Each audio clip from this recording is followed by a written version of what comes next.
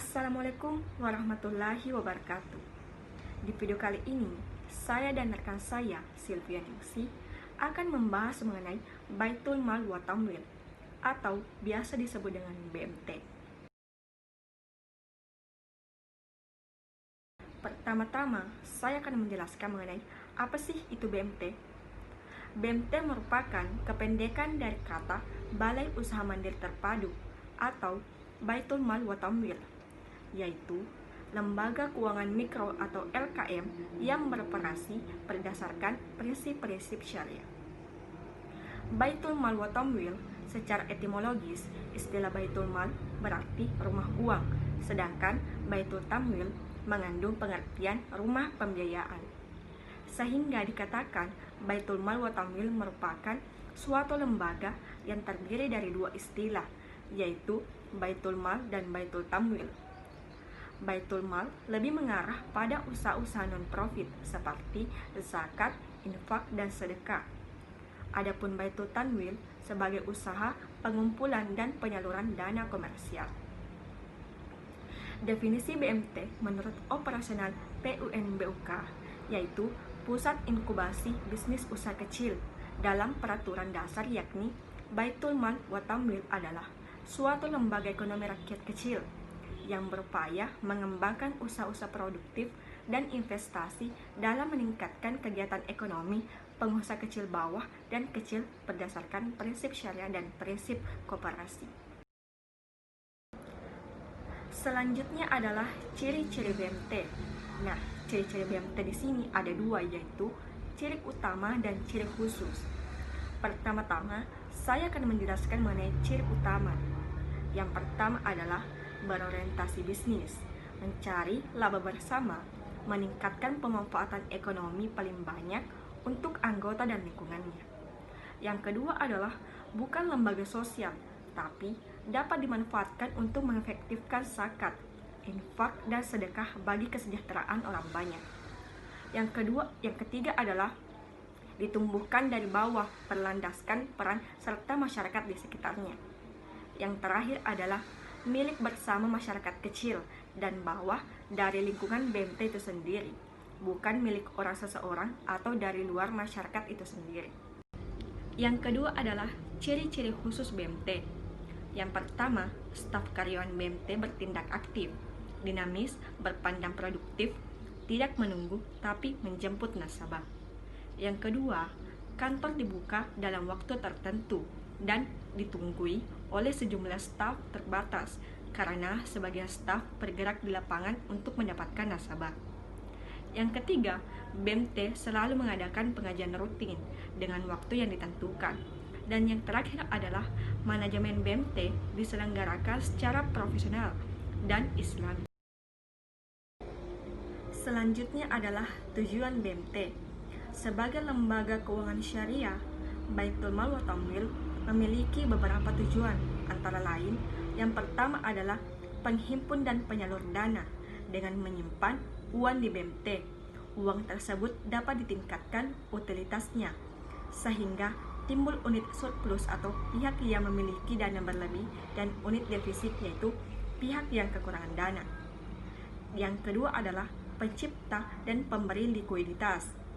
Dapat menciptakan alat pembayaran yang sah, mampu memberikan kemampuan untuk memenuhi kewajiban suatu lembaga atau perorangan. Yang ketiga adalah sumber pendapatan. BMT dapat menciptakan lapangan kerja dan memberi pendapatan kepada para pegawainya. Yang keempat adalah memberi informasi kepada masyarakat mengenai risiko, keuntungan, dan peluang yang ada pada lembaga tersebut. Dan yang terakhir adalah sebagai satu lembaga keuangan mikro Islam yang dapat memberikan pembiayaan bagi usaha kecil, mikro, menengah, dan juga koperasi dengan kelebihan tidak meminta jaminan yang memberatkan bagi UMKM tersebut. Selanjutnya akan dilanjutkan dengan rekan saya, yaitu Sylvia Ningsi. Terima kasih. Baiklah, perkenalkan, nama saya Sylvia Ningsi. Di sini saya akan melanjutkan materi yang selanjutnya, yaitu mengenai fungsi dari Baitul Mal wa Tamwil. Adapun fungsi Baitul Mal wa Tanwil di masyarakat adalah yang pertama meningkatkan kualitas sumber daya manusia anggota, pengurus dan pengelola menjadi lebih profesional, salam atau selamat, damai dan sejahtera dan amanah sehingga semakin utuh dan tangguh dalam berjuang dan berusaha menghadapi tantangan global. Yang kedua, mengorganisasi dan memobilisasi dana sehingga dana yang dimiliki oleh masyarakat dapat termanfaatkan secara optimal di dalam dan di luar organisasi untuk kepentingan rakyat banyak. Yang ketiga, mengembangkan kesempatan kerja, dan yang keempat, mengukuhkan dan meningkatkan kualitas usaha dan pasar produk-produk anggota, memperkuat dan meningkatkan kualitas lembaga-lembaga ekonomi dan sosial masyarakat banyak. Selanjutnya, dasar hukum BMT. Dengan demikian, keberadaan BMT menjadi organisasi yang sah dan legal sebagai lembaga keuangan syariah. BMT harus berpegang teguh pada prinsip-prinsip syariah. Di dalamnya mengandung keterpaduan sisi sosial dan bisnis, dilakukan secara kekeluargaan dan kebersamaan untuk mencapai sukses kehidupan di dunia dan di akhirat. Adapun dasar hukumnya yang pertama berdasarkan Al-Quran, yaitu pada Quran Surah Al-Baqarah ayat 261 yang artinya perumpamaan orang yang mengimpahkan hartanya di jalan Allah seperti sebutir biji yang menumbuhkan 7 tangkai.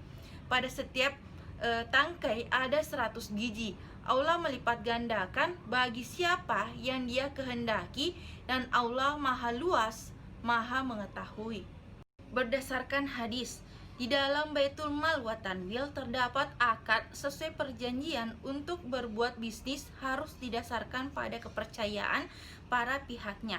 Hal ini dipertegas dengan hadis qudsi, yaitu saya, Allah Subhanahu wa Ta'ala, pihak ketiga dari dua orang yang berserikat, selama salah satu dari keduanya tidak mengkhianati yang lain. Jika yang satu mengkhianati temannya, maka aku keluar dari keduanya.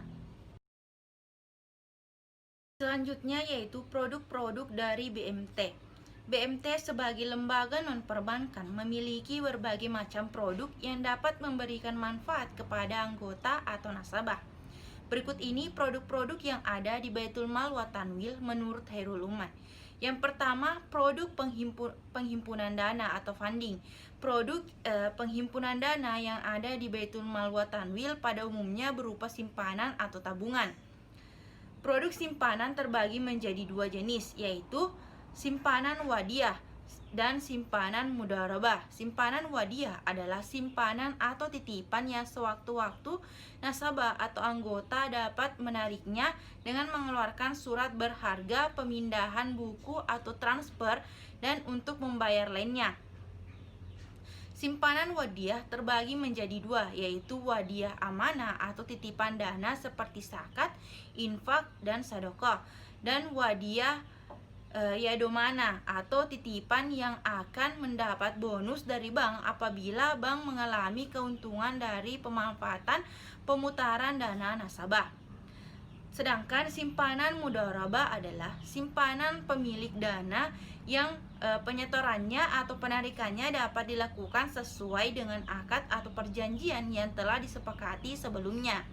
Jenis-jenis produk simpanan yang menggunakan akad mudharabah antara lain yaitu simpanan Idul Fitri, simpanan Idul Kurban, simpanan haji, simpanan pendidikan, simpanan kesehatan, dan lain-lainnya.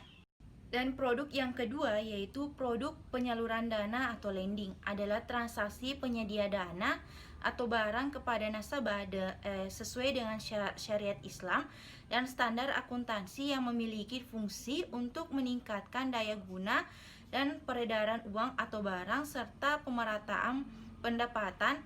Jenis penyaluran dana yang disediakan oleh Baitul Mal wa Tanwil didasarkan pada akad yang digunakan. Materi yang terakhir yaitu akad-akad dalam BMT. Berikut macam-macam akad yang digunakan oleh BMT. Yang pertama, akad jual beli. Jenis-jenis produk berdasarkan akad jual beli yaitu yang pertama murabahah. Murabahah adalah jual beli barang sebesar harga pokok barang ditambah dengan margin keuntungan yang telah disepakati bersama. Yang kedua yaitu salam. Salam adalah jual beli barang dengan cara pemesanan dan dengan syarat-syarat tertentu dan pembayaran tunai terlebih dahulu secara penuh.